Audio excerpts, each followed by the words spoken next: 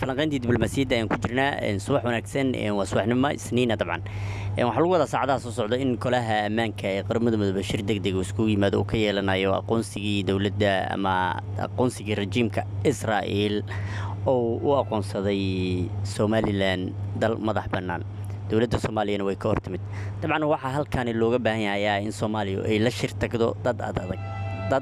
dad wax soo dhacsan karo dad qayle iyo dagaal gali karo dabcan danjiraha Soomaaliya u fadhiya qaramada midoobay oo lagu wado maalmaha soo socdo inuu la wareego madaxweynaha guud ee qaramada midoobay waa fursad muhiim ah dabcan waa nin diblomaasiyadda practitioner ku ah oo muddo waday bas waxaa la isku hayaa dowladda Soomaaliya ayay raaci doontaa ninkaasi oo howlwadeena diblomaasiyiin oo shaqadan la qaban karo warar qaar soo baxay ayaa sheegaya in la soo saaray dadkii hawshaasi la wadi lahaa oo ku jiro dad micnaha inta badan aanan aqoon wanaagsan u lahayn qaarkoodna la sheegay inay family hoose la yihiin madaxweynaha Soomaaliya taasoo gabi ahaan hadana si kala dhantaali karto waxyaabaha qaar xildhibaanadu ay sheegayeen bay sax noqon karaan